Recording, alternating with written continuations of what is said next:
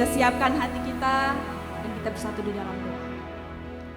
Bapak terima kasih, kami mengucap syukur kami bisa ada sampai dengan hari ini semua karena anugerah Tuhan.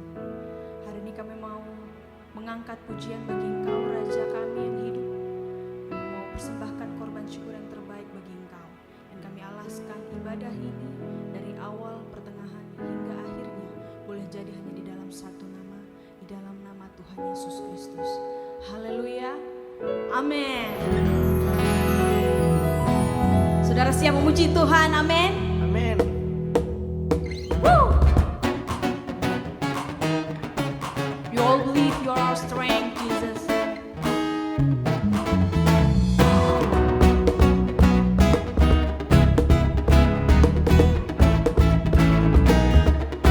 Sing.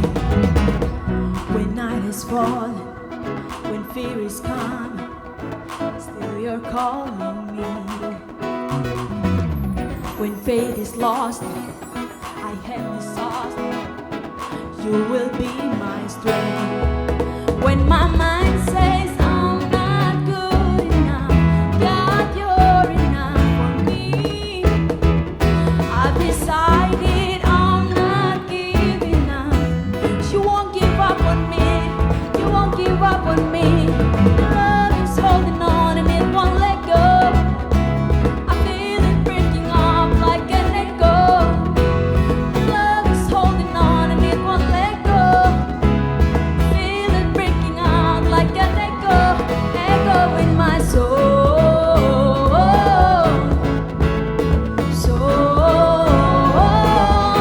Echo in my soul.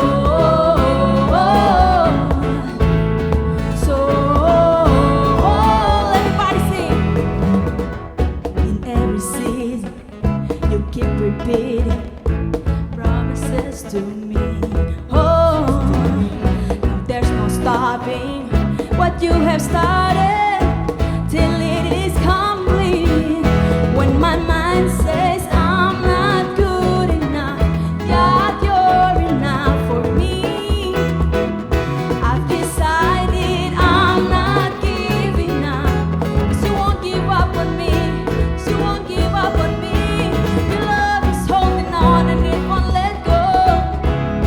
Feel it breaking up like an echo. Your love is holding on and it won't let go. I feel it breaking on like an echo, echo in my soul.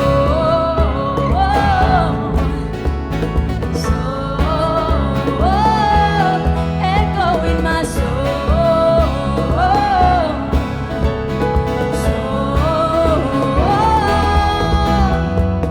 My mind says I'm not good enough. God, you're enough for me.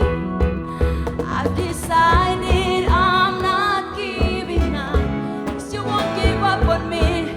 You won't give up on me.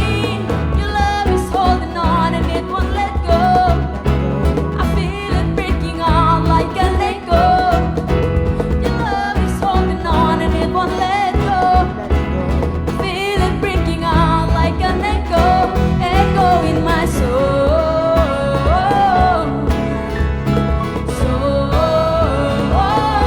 I feel it in my soul.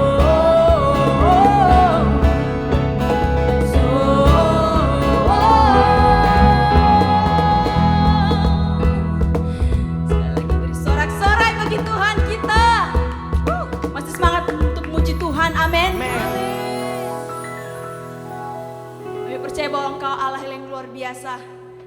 Kami mau katakan bahwa you are good all the time, and all the time you are good.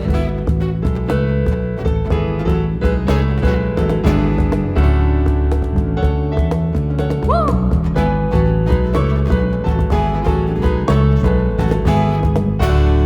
You are good. Lord, you are good and your mercy endureth forever. Lord, you are good and your mercy endureth forever. From every nation and tongue, from generation to generation, we worship you.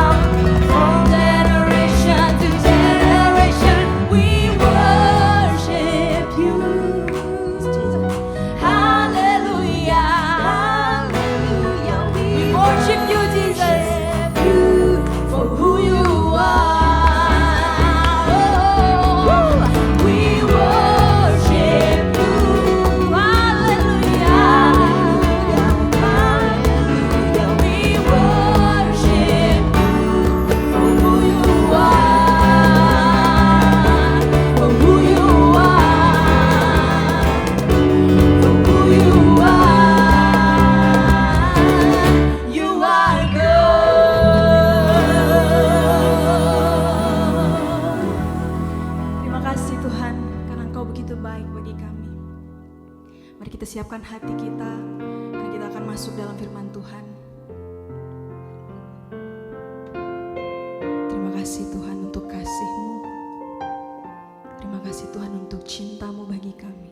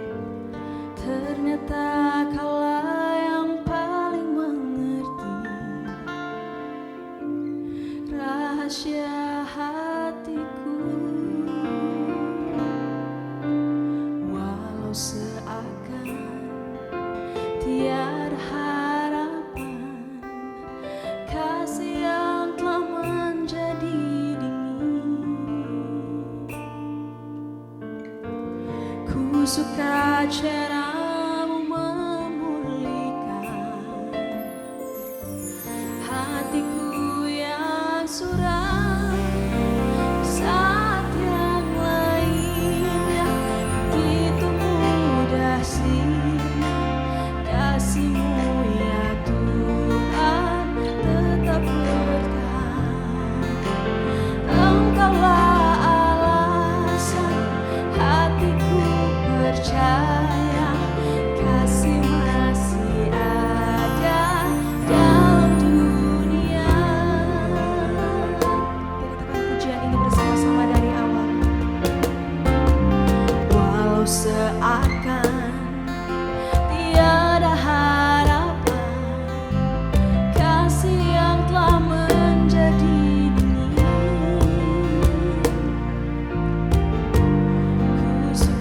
cara-Mu memulihkan hatiku yang suram. Saat yang lainnya begitu mudah sirna kasih-Mu ya Tuhan tetap bertahan. Engkaulah alasan hatiku percaya kasih masih ada dalam dunia.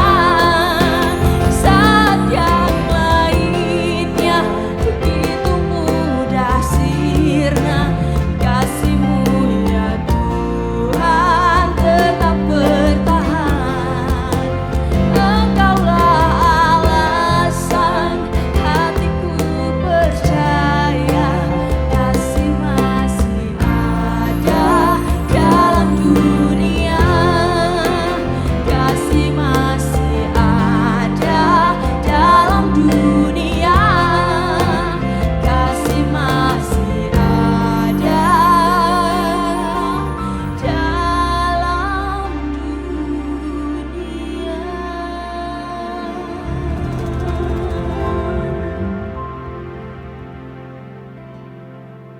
Bapa yang baik, terima kasih kalau kami boleh memuji, menyembah Engkau. Kami boleh menikmati kehadiran-Mu dalam kehidupan kami. Kami ucap syukur buat nafas yang Kau berikan. Kami ucap syukur buat berkat yang Kau berikan. Kami ucap syukur buat semua yang Kau berikan dalam hidup kami. Terima kasih Tuhan Yesus. Sebentar kami akan siapkan hati kami untuk mendengarkan firman-Mu. Bapa, terangi hati dan pikiran kami. Beri kami hikmat untuk memahami, mengerti apa yang Kau inginkan kami mengerti dalam firman-Mu yang disampaikan.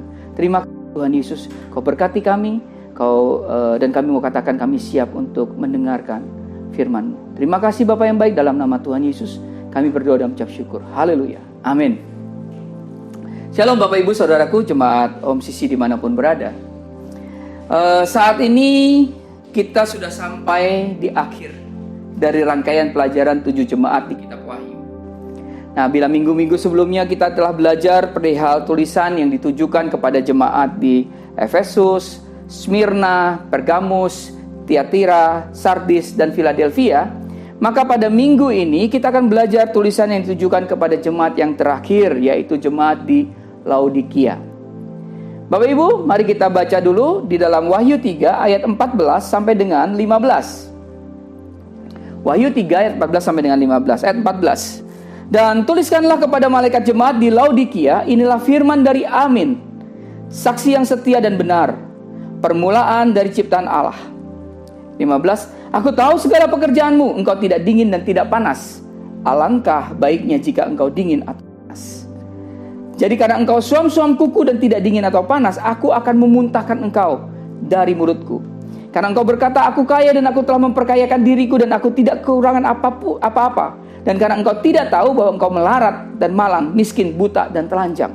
Ayat 18. Maka aku menasihatkan engkau supaya engkau membeli daripadaku emas yang telah dimurnikan dalam api, agar engkau menjadi kaya dan juga pakaian putih, supaya engkau memakainya agar jangan kelihatan ketelanjanganmu yang memalukan.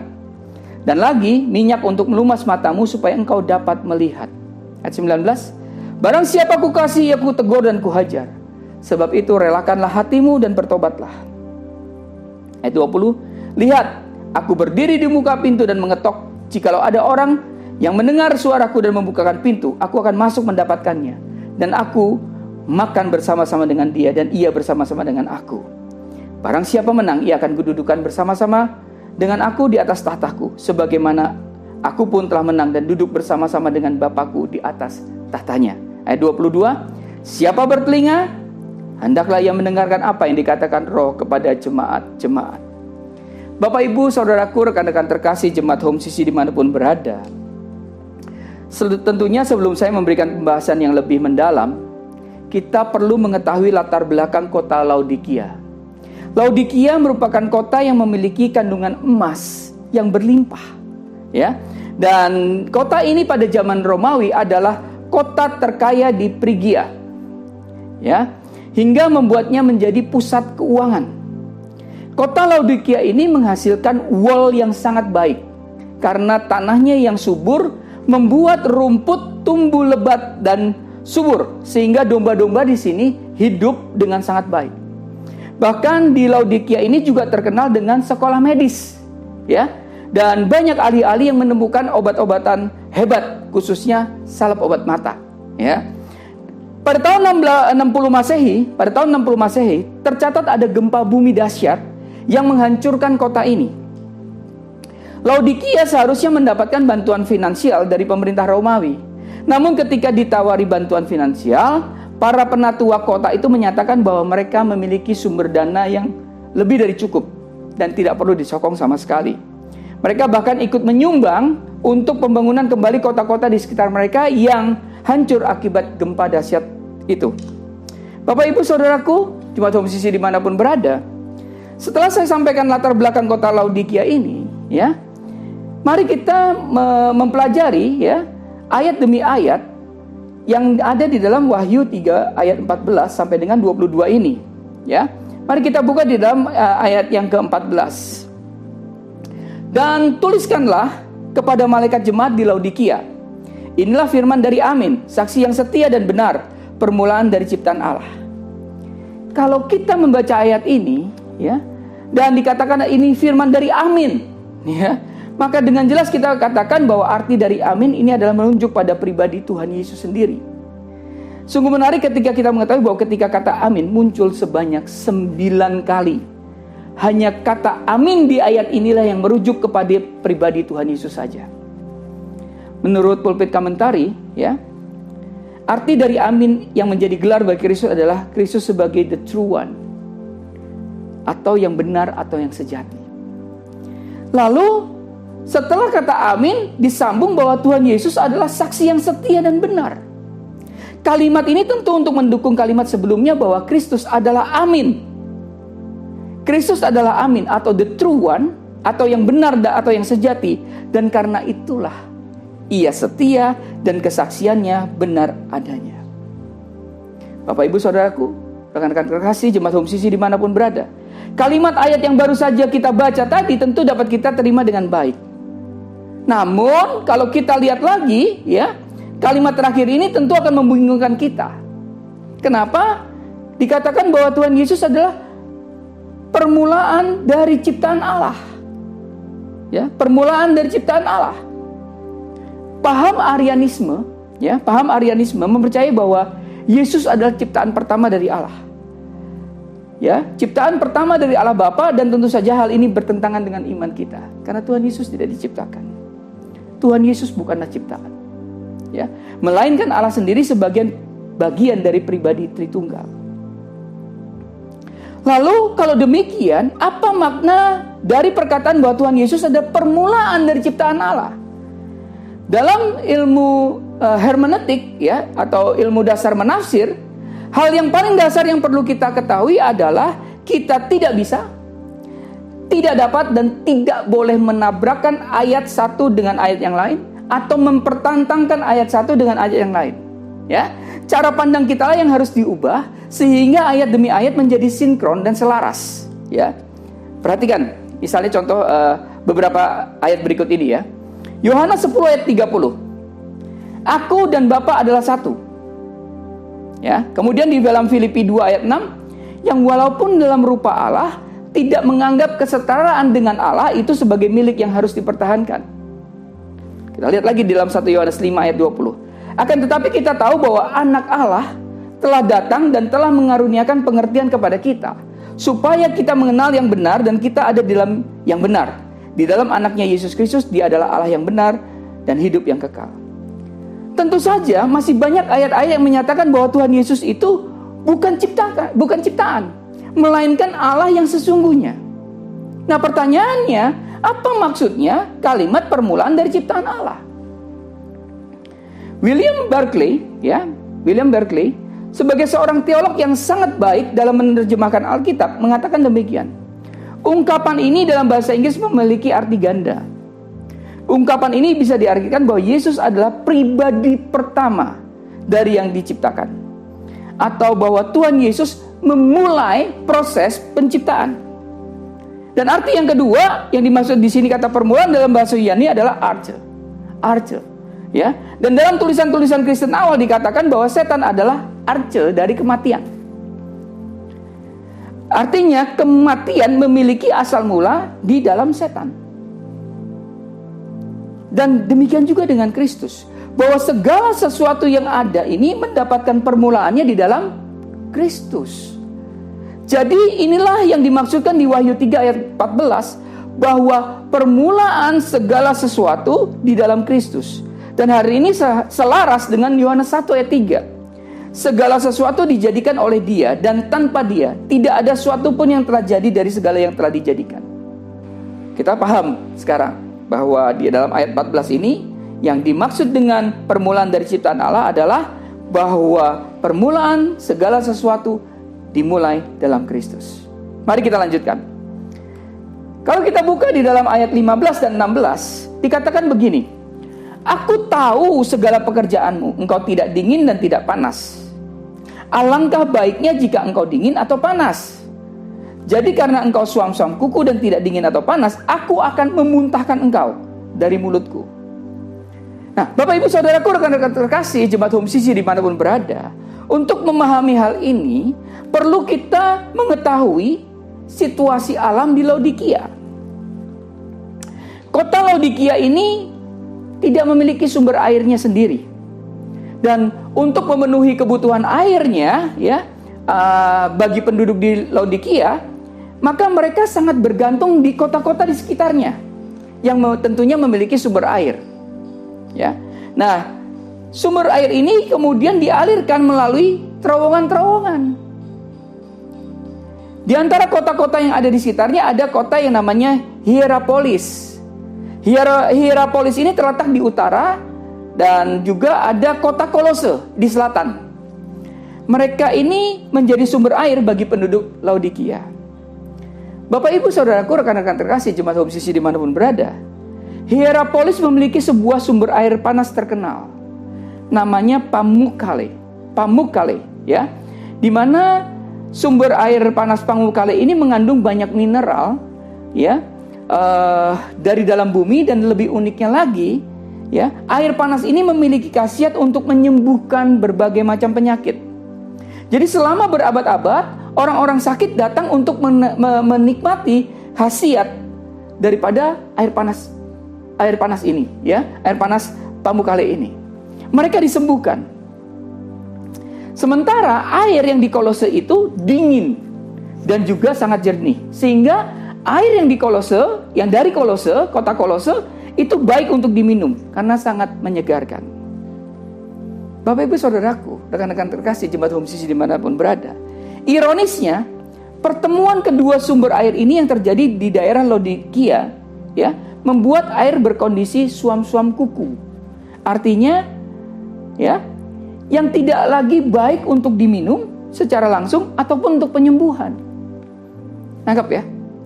Satu dari sumber air itu dari Hierapolis, yang satu lagi dari Kolose. Hierapolis itu sumber air panas, ya, yang kemudian mengalir, itu menyembuhkan airnya. Yang satu lagi dari kota Kolose itu jernih, dingin, menyegarkan. Nah, ironisnya ini ketemu. Nah, ketika itu bertemu di daerah Laodikia, membuat air di Laodikia berkondisi suam-suam kuku, yang artinya tidak baik untuk diminum secara langsung dan juga tidak baik untuk penyembuhan. Dalam hal ini Tuhan Yesus memakainya sebagai gambaran untuk kondisi jemaat di Laodikia. Bahwa jemaat di Laodikia ini memiliki kerohanian yang suam-suam kuku. Tidak dingin dan tidak panas. Ya. Jemaat di Laodikia ini tidak memiliki manfaat karena tidak dingin atau tidak panas. Sama seperti air yang dari Kolose itu dingin dan menyegarkan, air dari Hierapolis itu panas dan bisa menyembuhkan. Tapi ketika di Laodikia, ya, air ini menjadi suam-suam kuku dan tidak memiliki arti, tidak memiliki manfaat. Ya, seperti inilah kondisi jemaat Laodikia, Bapak Ibu Saudaraku. Dan Tuhan menegur dengan sangat keras agar mereka menjadi jemaat yang bermanfaat, menjadi jemaat yang berguna. Entah mereka sebagai air panas untuk menyembuhkan berbagai macam penyakit, atau sebagai air yang dingin yang dapat memuaskan dahaga banyak orang. Hal yang pasti adalah agar mereka menjadi berkat bagi banyak orang. Bapak Ibu Saudaraku, kalau kita memahami ini di dalam ayat 15 dan 16 ini, maka kita memahami bahwa hidup kita tidak boleh suam-suam kuku. Kita harus mau panas-panas, mau dingin-dingin, dan dimanapun kita berada, kita harus jadi berkat. Katakan amin. Oke, kemudian kita baca lagi dalam ayat yang ke-17 sampai 18. Karena engkau berkata, aku kaya dan aku telah memperkayakan diriku dan aku tidak kekurangan apa-apa.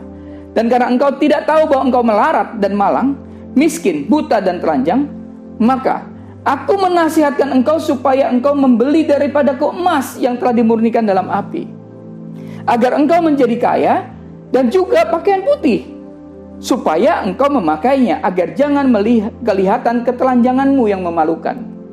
Dan lagi minyak untuk melumas matamu, supaya engkau dapat melihat. Selain sikap kompromi jemaat Laodikia dengan kehidupannya yang duniawi, Tuhan Yesus memberikan teguran berikutnya dengan dikatakan bahwa mereka ini merasa kaya dan merasa tidak kekurangan apapun. Hal ini secara lahiriah memang benar. Karena kondisi daripada kota Laodikia yang memiliki kandungan emas yang melimpah dan sebagai kota yang sangat kaya, membuat mereka merasa tidak kurang satu apapun.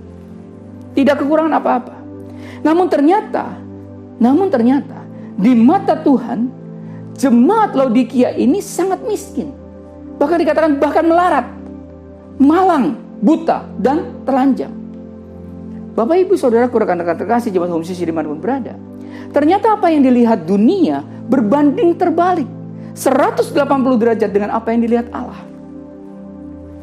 Dunia bisa memuji kekayaan yang dimiliki, namun di mata Tuhan ternyata mereka jemaat yang melarat, malang, dan miskin.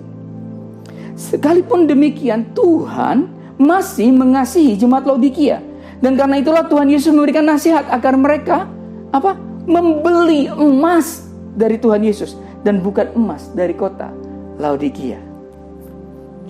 Arti dari kata membeli ini adalah sesuatu yang kita korbankan, sesuatu yang kita bayarkan, yaitu waktu kita dengan Tuhan atau pelayanan kita untuk Tuhan dan sesama. Sehingga apa? Sehingga kehidupan kerohanian kita akan membuat diri kita kaya secara rohani dan kita tidak telanjang karena dosa kompromi dengan dunia. Bapak Ibu Saudaraku, ayo kita sungguh-sungguh memahami ini, ya, bahwa Tuhan melihat sesuatu yang ada di dalam hati kita, dan Tuhan sedang menunggu apa yang akan kita bayar, kita beli. Waktu kita mungkin dengan Tuhan. Apa yang harus kita bayar? Mungkin pelayanan kita untuk Tuhan dan sesama. Baik, kita lanjutkan. Kata minyak untuk melumas mata merupakan salah satu kelebihan dari kota Laodikia yang memiliki obat salep mata yang terbukti manjur untuk mengobati sakit mata. Dengan memakai kondisi ini, maka Tuhan Yesus berkata dengan memakai kata-kata minyak untuk melumas mata. Supaya apa? Supaya mereka dapat melihat kebenaran. Artinya jemaat Laodikia harus meminta kepada Tuhan agar mata hati mereka terbuka akan kesalahan mereka dan mau bertobat, berbalik lagi kepada Tuhan. Bapak, Ibu, Saudaraku, rekan-rekan terkasih, luar biasa. Tuhan Yesus, ya, memberikan sebuah kebenaran, dan itu harus kita dapat lihat kebenaran itu. Supaya kita dapat melihat kebenaran, ya, kita harus meminta kepada Tuhan agar mata hati kita terbuka, ya, dan kita dapat melihat, menintrospeksi, ya, kemudian kita mau bertobat lagi kepada Tuhan. Mari kita lanjutkan. Di dalam Wahyu 3 ayat 19 dikatakan, barang siapa kukasihi aku tegur dan kuhajar, sebab itu relakan hatimu dan bertobatlah. Tuhan Yesus memang menegur dengan sangat keras jemaat di Laodikia. Namun ini semata-mata karena Tuhan Yesus mengasihi jemaat Laodikia. Karena itulah ketika kita mendapat teguran dari Tuhan, kita harus apa, Bapak Ibu Saudaraku? Kita harus bersyukur. Karena artinya bahwa Tuhan Yesus masih mengasihi kita. Agar apa? Agar kita bertobat dan kembali kepadanya. Katakan amin. Kalau kita lanjutkan di dalam Wahyu 3 ayat 20-21, dikatakan begini. Lihat, aku berdiri di muka pintu dan mengetok. Jikalau ada orang yang mendengar suaraku dan membukakan pintu, aku akan masuk mendapatkannya. Dan aku makan bersama-sama dengan dia, dan ia bersama-sama dengan aku. Barang siapa menang, ia akan kududukan bersama-sama dengan aku di atas tahtaku, sebagaimana aku pun telah menang dan duduk bersama-sama dengan Bapakku di atas tahtanya. Bapak, Ibu, Saudaraku, rekan-rekan terkasih jemaat Home Sisi dimanapun berada, tentulah yang dimaksudkan oleh Tuhan Yesus bukanlah pintu rumah kita, ya, namun pintu hati atau pintu pikiran kita. Dan dikatakan bahwa Tuhan Yesus terus mengetuk pintu hati kita sampai kita mendengar bahwa Tuhan Yesus mengetuk dan kemudian kita membukakan pintu hati pikiran kita. Menariknya, Tuhan Yesus mengumpamakan dirinya sebagai tamu. Karena mengetuk pintu terus-menerus sampai dibukakan oleh tuan rumah, yaitu diri kita. Dan ketika kita sebagai tuan rumah telah membukakan hati pikiran kita untuk Tuhan Yesus yang saat itu adalah tamu, dan kemudian kita mempersilahkannya masuk, yang terjadi kemudian adalah sebaliknya. Bahwa dikatakan oleh firman Tuhan, aku akan masuk mendapatkannya, dan aku makan bersama-sama dengan dia. Hal ini sangat unik, Bapak Ibu Saudaraku. Kenapa? Kalimat aku makan bersama-sama dengan dia menunjukkan bahwa Tuhan Yesus yang mengajak kita makan. Bahwa Tuhan Yesuslah yang berinisiatif untuk makan. Ya kan? Kalau Tuhan Yesus yang mengajak kita makan, artinya Tuhan Yesuslah yang menjadi tuan rumah di hati kita. Dengan demikian, Bapak Ibu Saudaraku, rekan-rekan terkasih, jemaat Home Sisi di manapun berada, Tuhan Yesus, ketika Tuhan Yesus yang menjadi tuan rumah di hati kita, ya, ketika Tuhan Yesus yang menjadi tuan rumah di hati kita, maka Tuhan Yesus yang akan mengendalikan hidup kita, dan Tuhan Yesus yang akan menuntun hidup kita menuju kemenangan demi kemenangan. 1 Korintus 3 ayat 16 katakan, tidak tahukah kamu bahwa kamu adalah bait Allah dan bahwa roh Allah diam di dalam kamu? Ayat ini berbicara sama dengan Wahyu 3 ayat 20, Bapak Ibu Saudaraku. Perhatikan bahwa tubuh kita ini bait Allah atau rumah Allah. Kalau tubuh kita ini rumahnya Allah dan bukan rumahnya kita, artinya siapa yang menjadi tuan atas tubuh kita? Siapa yang menjadi tuan rumah di atas tubuh kita?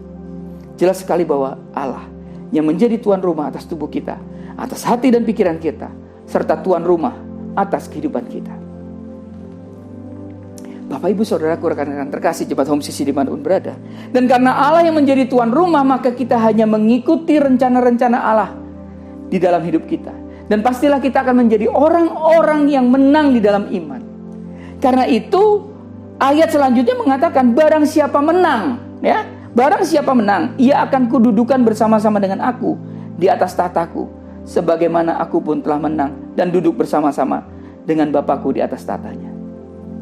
Karena ketika Allah menjadi tuan rumah atas hidup kita, maka kita tentunya akan menjadi orang-orang yang menang di dalam iman. Katakan amin. Luar biasa pewahyuan ini. Ketika kita membukakan hati pikiran kita, ketika Tuhan tadinya sebagai tamu yang mengetuk, dan ketika kita sudah bukakan hati dan pikiran kita, Dia masuk dalam hati dan pikiran kita, Dialah yang menjadi Tuan atas hidup kita. Ketika Dia menjadi Tuan atas hidup kita, maka kita akan menjadi orang-orang yang mampu menjadi orang-orang yang menang di dalam iman. Luar biasa, ya kan, Bapak, Ibu, Saudaraku? Mari kita bahas yang terakhir di ayat yang ke-22. Siapa bertelinga hendaklah ia mendengarkan apa yang dikatakan Roh kepada jemaat-jemaat.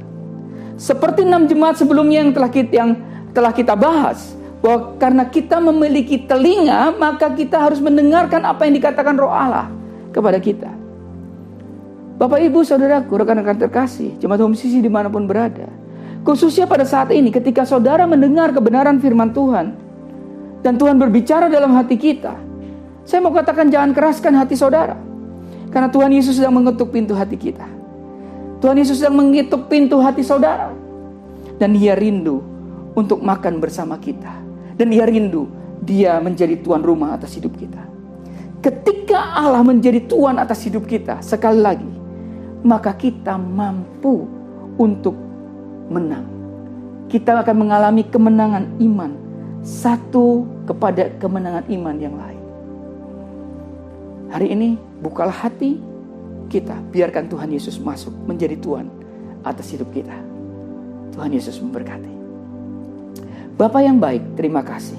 Kami belajar dari jemaat Laodikia, Tuhan. Kami akan menjadi orang yang tidak lagi suam-suam kuku. Kami mau menjadi orang dimanapun kami berada, kami menjadi berkat. Dan Tuhan, yang utama dalam kehidupan kami hari ini adalah kami mau buka hati dan pikiran kami. Kami mempersilahkan Engkau masuk dan menjadi tuan di atas kehidupan kami. Menjadi tuan dalam kehidupan kami. Karena ketika Engkau menjadi tuan atas hidup kami, ketika Engkau menjadi tuan dalam kehidupan kami, maka kami baru bisa menang, Tuhan Yesus. Terima kasih Bapa yang baik, terima kasih. Kami mau siapkan hati kami akan buka hati kami dan membiarkan Engkau masuk. Terima kasih Tuhan Yesus, terima kasih, terima kasih. Dalam nama Tuhan Yesus, kami sudah berdoa dan mengucap syukur. Haleluya, amin.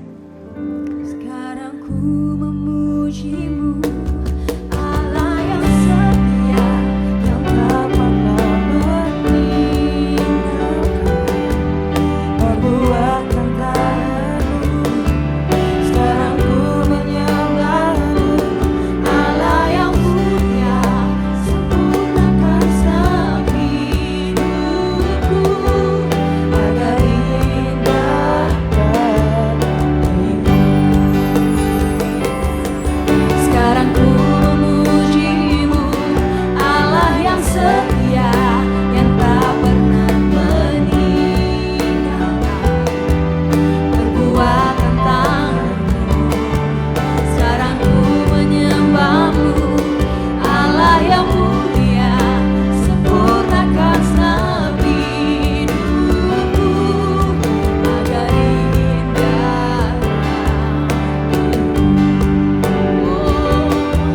Agar indah bagimu. Agar indah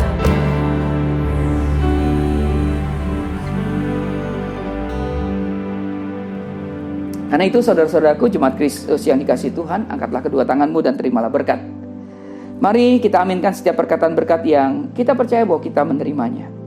Tuhan memberkati engkau dan melindungi engkau. Tuhan menyinari engkau dengan wajahnya dan memberi engkau kasih karunia. Tuhan menghadapkan wajahnya kepadamu dan memberi engkau damai sejahtera. Kiranya kasih dan penyertaan Bapa di surga, damai sejahtera dari Tuhan Yesus Kristus, serta penghiburan dari Roh Kudus terus menyertai kita sampai Maranatha Tuhan Yesus datang kembali. Kita yang sudah menerima berkat, mari kita sama-sama katakan amin. Selamat hari Minggu, selamat berkumpul bersama keluarga, selamat menikmati kebersamaan bersama dengan keluarga. Terus mencintai Tuhan, berhenti menghakimi, dan selalu menjadi berkat. Tuhan Yesus memberkati. Ku bersyukur Bapa, ku bersyukur Tuhan, buat kasih setiamu di dalam hidupku. Ku bersyukur, ku bersyukur Bapa, ku bersyukur Tuhan, buat kasih setiamu di dalam hidupku. Ku bersyukur, ku bersyukur, ku bersyukur,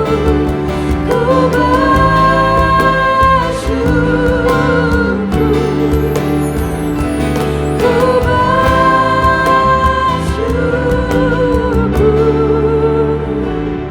Tuhan.